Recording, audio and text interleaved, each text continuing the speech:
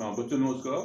आपका biotic channel में स्वागत है। तो बच्चों इसमें ब्लड का चल रहा है और ब्लड का आज जो है पार्ट 2 है। वो ब्लड का पार्ट 2 है और बहुत ही इम्पोर्टेंट पार्ट है। इसके पहले के वीडियो में हमने ब्लड में कंपोजिशन के बारे में स्टडी कराया था आपको और कुछ प्लाज्मा कल्स हुआ था और शेष और आगे हम आज आप डिस्कस करेंगे। लेकिन इसके स्टार्ट करने के पहले चैनल को आप सब्सक्राइब करें। इससे क्या फायदा होता है कि हर एक वीडियो जो है आपके पास तक पहुंचता रहेगा और इसको शेयर करने से क्या फायदा होता है कि जो भी आपके परिचित होंगे उनके पास तक बच्चों ये वीडियो जो है ये पहुंचता रहेगा। तो अब आती है कि हमने इसके पहले के वीडियो में जो है वो प्लाज्मा के कंपोजिशन में क्या क्या होते हैं वो उसके बारे में बताया था।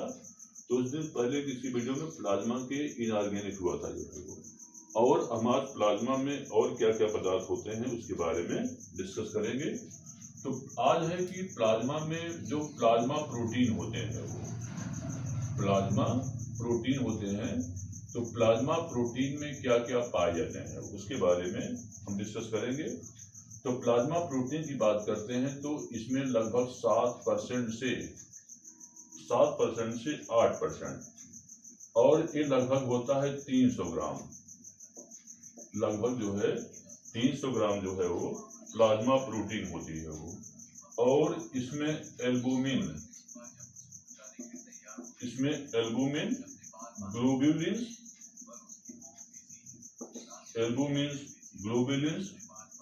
प्रोथ्राम्बिस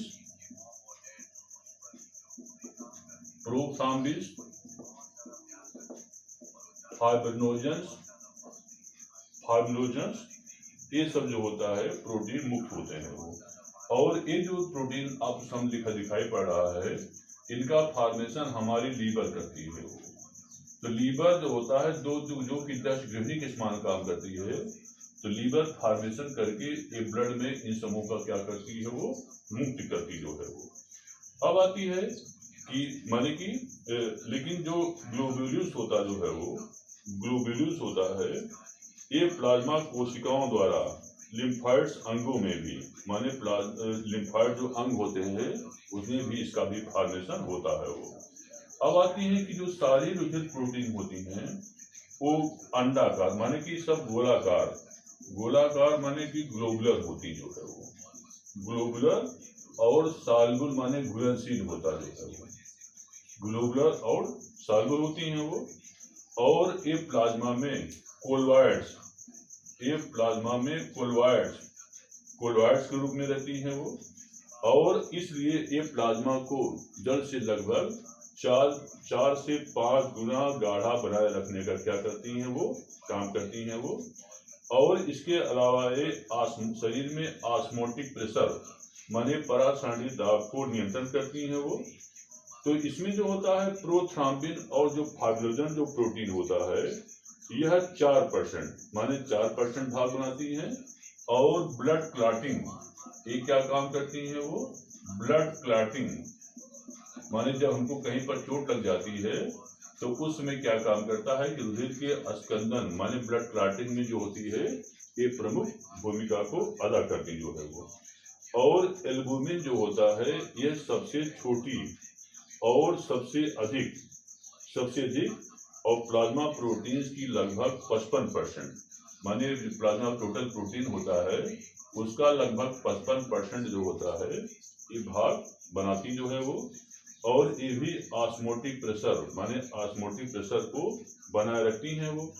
अब आती है कि ऊतक कोशिकाओं में जल का नियंत्रण माने ऑस्मो रेगुलेशन करती है तथा कई पदार्थों जैसे कैल्शियम कुछ हार्मोन और औषधियों आदि के माने संबंध में क्या होता है ये सहायक होती जो है वो।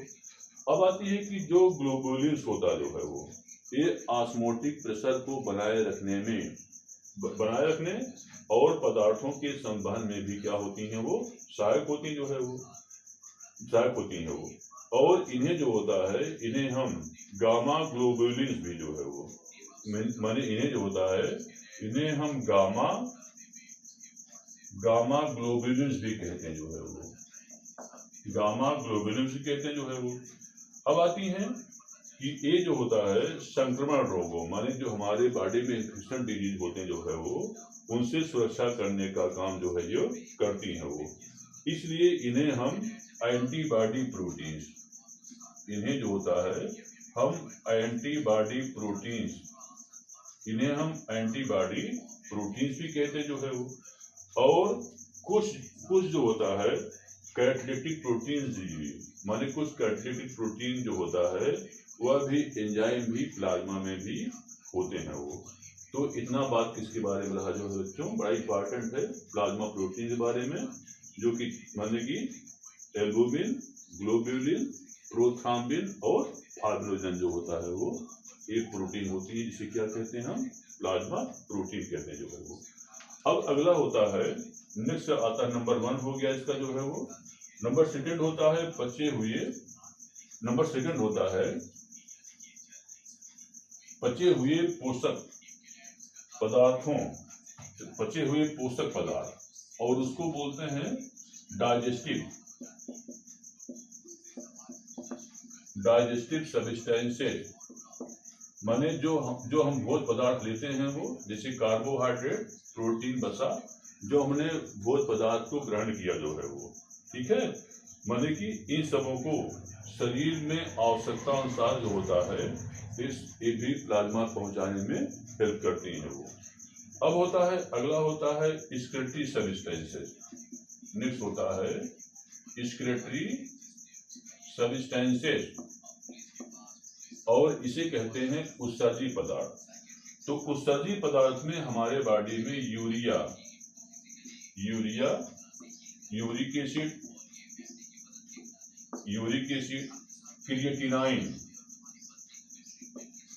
क्रिएटिनाइन, माने ये सब पदार्थ हमारी बॉडी में एक्सक्रीटरी सब्सटेंस के रूप में जो होता है वो बनते रहते हैं जो है वो।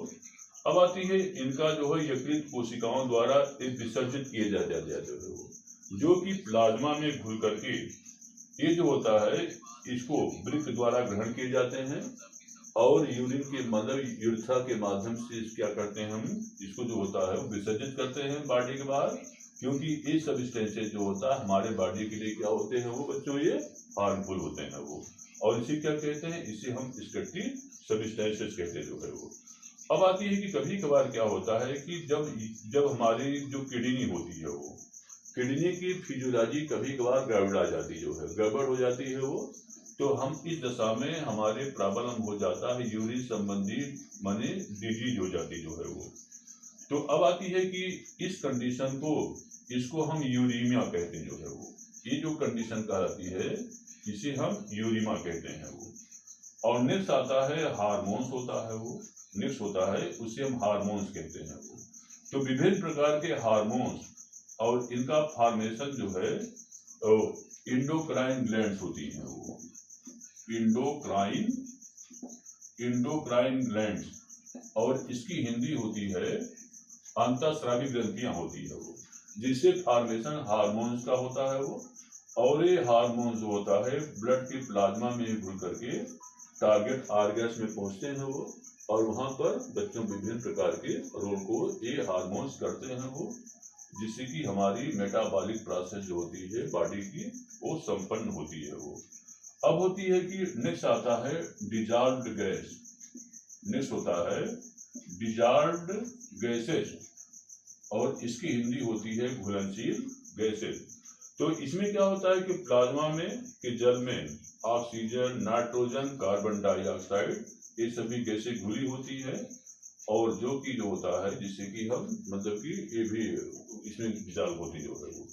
अब आती है कि इसके अलावा इसमें कुछ डिफेंसिव कंपाउंड, इसके अलावा इसमें जो होता है कुछ डिफेंसिव कंपाउंड, या इसकी हिंदी होती है सुरक्षात्मक पदार्थ। तो इस रूप में इम्यूनोग्लोबिन्स या एंटीबॉडीज, इम्यूनोग्लोबिन्स और एंटीबॉडीज पाए जाते हैं जो है वो, एंटीबॉडीज होते हैं जो है वो। और ये सब जो होता है ये सब प्लाज्मा में घुलनशील प्रोटीन होते हैं जो है वो। तो ये क्या काम करते हैं, तो माने कि ये सब डिफेंसिव कंपाउंड के रूप में हमारे बॉडी को विभिन्न प्रकार के रोगों से बचाने का काम करते हैं। इसके अलावा एंटी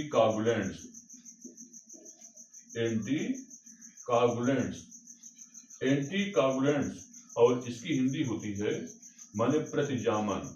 तो प्रतिजामन के रूप में जो होता है मांस कोशिकाओं से एक हिपैरिन जो होता है, हिपैरिन नामक एंटी कागुलेंट पदार्थ हमारे जो होता है ब्लड में घुला हुआ होता है, जो कि ब्लड प्रेशर में ब्लड को बहने से, माने कि जब ब्लड बहता है तो थक्का नहीं बनने पाता है वो, और इससे क्या फायदा होता है कि ब्लड की फ्लोइंग इजी होती रहती है और प्रॉब्लम नहीं आती है, माने कि रुधिर को क्लॉट होने से क्या काम करता है, ये बचाता है वो। और अगर ब्लड क्लॉट हो जाएगा तो हमको प्रॉब्लम आ सकती है वो। तो हिपैरिन जो होता है बच्चों क्या काम करता है, ये एक एंटी कागुलेंट का ये काम करता है वो। तो इतना बात रही जो है किसके बारे में रहा, ये एक प्लाज्मा के बारे में रहा जो है वो। अब आता है कि नेक्स्ट हेडिंग आता है ब्लड कार्पस्किल्स।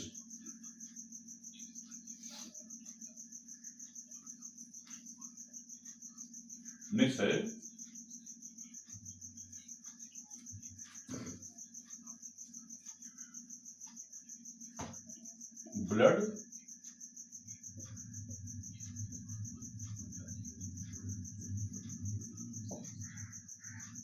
ब्लड कार्पस्किल्स, या इसकी हिंदी होती है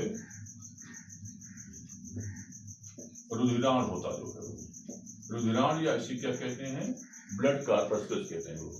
तो बच्चों जो हमारा ब्लड प्लाज्मा होता है उसी में ब्लड कार्पस्किल्स पाए जाते हैं वो, और यह टोटल ब्लड का लगभग 40 से 45% ये जो होता है ये भाग बनाते हैं वो। अब आती है कि इसे जो होता है इस भाग को हम माने जो ब्लड का शेष भाग होता है ये रुधिराण कहलाता है, और जो कि पूरे ब्लड का लगभग 40 से 45% जो है ये भाग बनाते हैं वो। और इसे हम हीमेटोक्रिट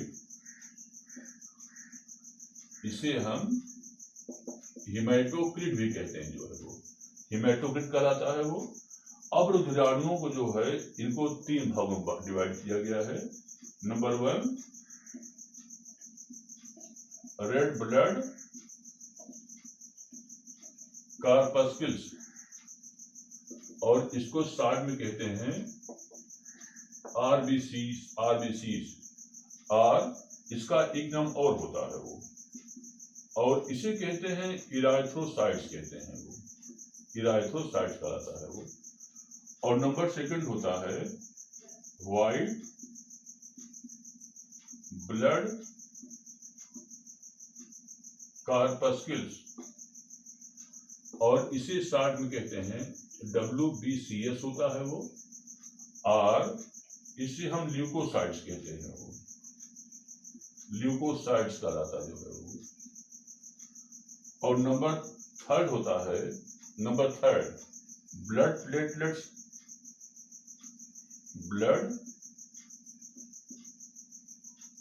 प्लेटलेट्स, और इसे हम कहते हैं थ्रोम्बोसाइट्स कहते हैं वो।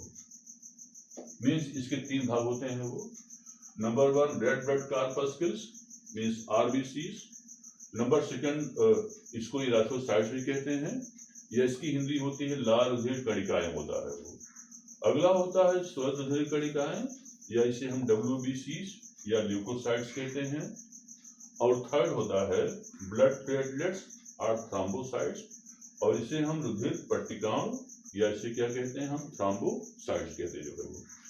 अब आती बच्चों ये तो रहा इसके बारे में जो है वो 3 प्रकार के होते हैं, RBCs और इराइथ्रोसाइट्स, WBCs और ल्यूकोसाइट्स, और 3 होता है ब्लड प्लेटलेट्स, और इसे क्या कहते हैं, हम थ्रोम्बोसाइट्स कहते हैं वो। अब आती है कि इसकी जब हम 1 by 1 इसको जो होता है स्टडी कराते हैं वो, तो फर्स्ट हेडिंग होता है रेड ब्लड कार्पस्किल्स, या इसे क्या कहते हैं RBCs, या इसको हम इराइथ्रोसाइट्स कहते हैं वो। तो वास्तव में जब हम इसकी फर्स्ट की बात करते हैं तो बच्चों इस केस में क्या होता है कि पहला हेडिंग आता है RBCs। तो ये जो RBCs होता है तो इसके बारे में बच्चों अब हम अगले वीडियो में पढ़ाएंगे जो है वो, इसका शेष भाग अगली वीडियो में होगा जो है वो। आज के लिए इतना ही पर्याप्त है वो, इसको लाइक करना न भूलिएगा बच्चों। धन्यवाद।